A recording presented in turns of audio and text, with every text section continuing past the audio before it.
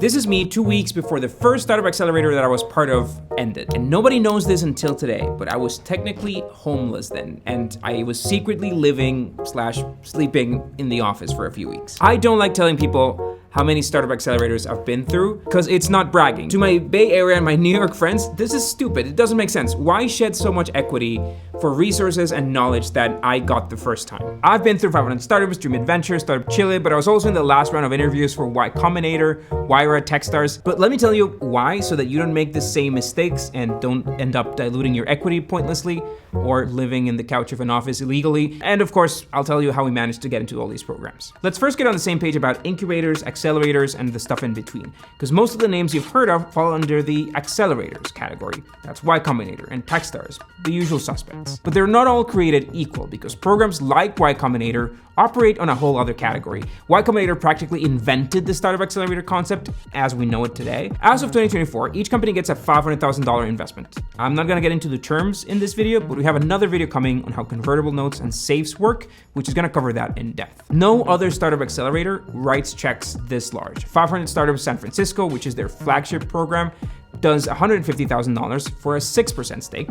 We know because we're part of that. The idea of an accelerator is not that different from a VC fund, except at a different scale. Because a partner raises a fund from investors who trust their judgment and then deploys that capital. While a VC makes few big bets in a handful of companies, an accelerator instead makes smaller bets in a bunch of different companies and helps sort their shit out so that they can succeed. And the question is, for us was, could we help this company, if they came into the badge, could we help them say optimize their revenue? Accelerators get away with smaller investments at smaller valuations because of the value they bring. My tier list isn't sorted by check size, but rather by reputation. And that reputation is, and should be, based on how many successful startups a program has produced. But success may be this abstract concept. Is success an exit? Is it an IPO? Is it how much money companies raise? Well, Slidebean, we've been around for 10 years. One would say that we're successful, but also we're not a huge company. So are we a fail? We could run the numbers, but that requires research resources that I don't have right now. So the sorting here is reputation. Also, it's reputation that defines how easy it might be for you to raise money coming out of that program. In the case of Ycombinator, carrying that YC alum name badge is not a guarantee of raising a future round of funding, but boy does it help. The further you move down this chart, the less weight that name tag carries. So the question is this worth it to you? Is that 6% of equity worth it for the value that you get? There are 3 reasons, I believe, why we ended up doing so many programs. Reason 1 is sadly money. My first company we funded through a Kickstarter campaign, which was part validation, if people actually wanted this thing, but also part we can't afford the Mac that we need to use Xcode. So getting into a program that gave us $25,000 seems like an obvious yes, just money, which is what we need. But accelerator money doesn't last when you're building a product. In the case of DreamIt, the $25,000 were mostly a living expenses capital more than anything else, and it didn't last, and that's why I ended up half homeless. I'm getting to that story, don't worry. When we did 500 startups with Slidebean, their check was $75,000. So that did give us some flexibility finally to run our first ad campaigns, to hire our first intern. So if you're considering an accelerator for the money, unless it's like Ycombinator, just know that it won't be enough. Remember that in startups, you raise money to reach the next fundable milestone. You're going from pre-seed to seed or from seed to Series A. No accelerator writes a check large enough to get there. So always think of that money as a small bridge that is part of the funding that you need to get to that milestone. Next reason is that accelerators are startup crash courses. The number of acronyms, slang, terminology that kind of become part of your daily life is insane. And it's not the terminology that they teach you in college or anywhere for that matter. Business school might have taught you NRR or net revenue retention, when the most used KPI in startups is churn, which is the inverse, and we made a whole video about that. And NRR is also not the same as MRR or ARR. And then you have pre-money and post-money valuations, SAFEs versus regular convertible notes, and it's a lot. And at that point, other than having watched The Social Network, I knew nothing. By the way, some key plot points in that movie are incorrect, and we made a whole video about that. Oh, and this is what we try to do with our YouTube channel. Really, we're just trying to transfer some of this knowledge to you guys. Nothing beats living and breathing this every day in an office full of people who are up to the same thing, people who are working on exciting companies, people who you compare yourself with or who you're jealous of their recent milestone or revenue goal. We also had 1 or 2 different experts, like startup experts, drop by the office every week to give talks, and angel investors would schedule visits to do office hours and such. We were assigned a mentor who was an expert in our field and whom we met once a week. And then I got warm intros to go pitch at First Round. I pitched USV, Union Square Ventures, and some of the biggest VC funds in town. And I probably made a fool of myself. DreamIt's entire focus that summer was preparing for Demo Day.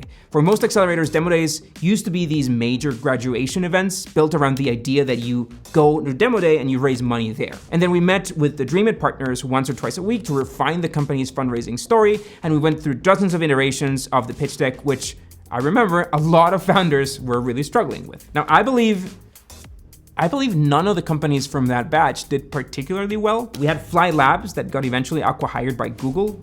Go watch our video about startup exits to learn more about how acqui-hires work. But aside from that, all the companies failed, including us. But some founders went on to start incredible companies after DreamIt. Pete Sullivan, for example, started Jack Pocket, and they closed a $120 million Series D a couple years ago. We have Alan, who was our first employee/third co-founder, who went on to found Caya Ventures, a Latin America VC fund. And then we had this dude, Nosire, that started doing 1-minute videos not soon after the program ended and became a bit of a celebrity. And well, seeing all these other founders really struggle with their slides gave me this idea to start a company and try to solve that problem.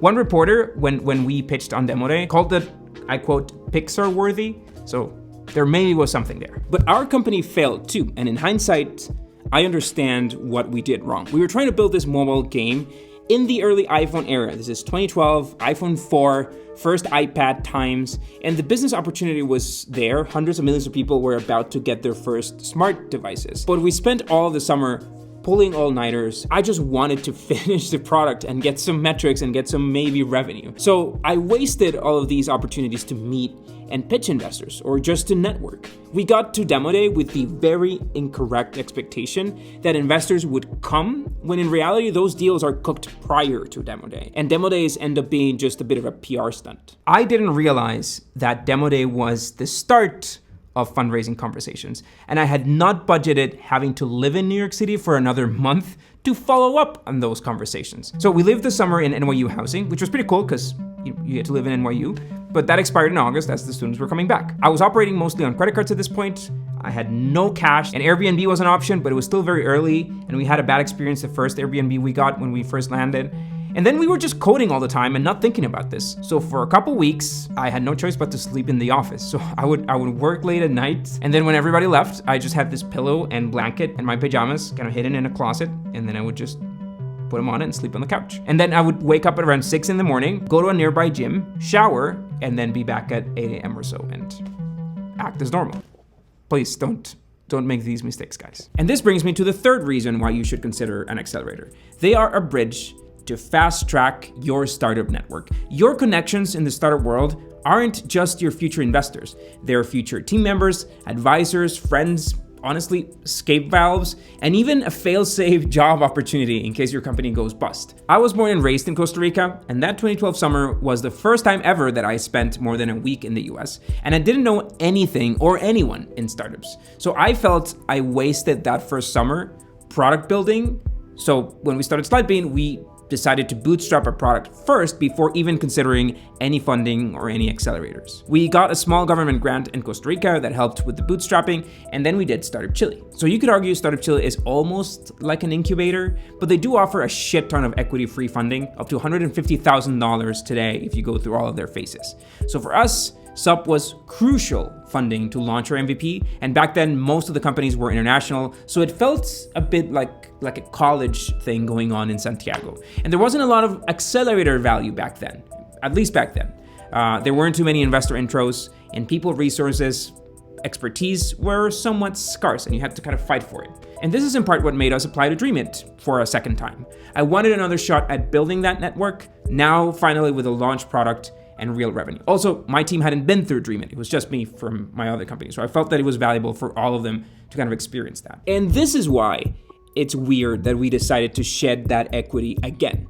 If you grew up in a major US city or a lot of your friends have started companies, there's little extra network that you need that an accelerator can bring to you. But that wasn't the case for me. I missed my first shot at building a network, so this time I spent most of my time on DreamIt meeting and pitching investors. And this new approach to DreamIt was vastly different for me. I asked the partners for at least 100 investor introductions, and they delivered on all of these warm intros. I kept a spreadsheet, which should have been a CRM to be honest, but it was a spreadsheet back then. And some of these investors ended up joining our first round of funding. But things were taking longer than we expected. Now, seeing that we might run out of money, I started applying to more accelerators. We didn't want to shed the equity, of course, but we were low on cash and not sure if this round was going to close. So in other words, it was money that motivated us to apply, not so much the other reasons. So we got to the interview rounds at Ycombinator, but made the mistake of not flying to do the interview in person. So that didn't help, and we didn't get in. And I did fly for 500 startups in their old Mountain View office. When they emailed me to say that we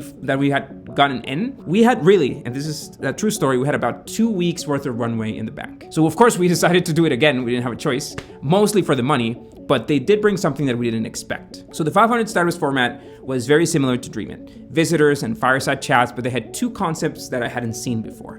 One was a growth team, which was literally a group of growth hackers that forced us to run ad experiments and taught us on how to track them and how to improve them. And we finally had some money to go through those experiments. And two, we had EIRs, or entrepreneurs in residence. So startup founders that had been through the hoops, that had started a company, that were on payroll at 500, and they would meet us twice a week to see how we were doing. Now, our entrepreneur in residence was the first person in over a year since we had started the company that sat down and told us that our business model was shit and that it didn't make sense. And she was right.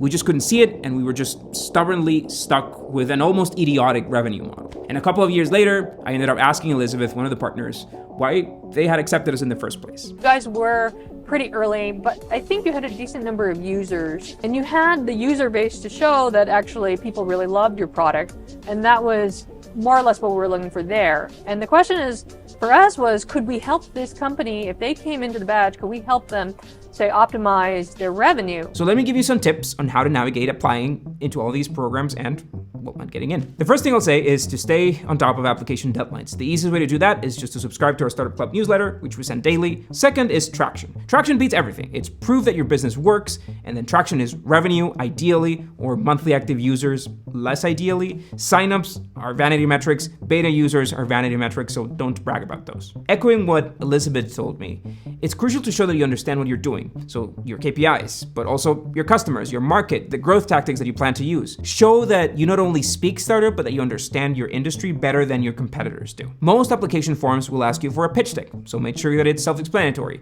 an email deck that people can consume in 3 or 4 minutes. I made a whole video on how to write a solid pitch deck, and then our Slidebean Accelerate plan gets you monthly sessions with our team to review and improve the pitch deck and find plot holes that you might have missed. By the way, Slidebean Accelerate also includes a kickoff call with me, so feel free to use that to brainstorm a little bit on how to strategize around the application. Last tip, in case it wasn't clear, don't apply too early, and don't apply just because of the money.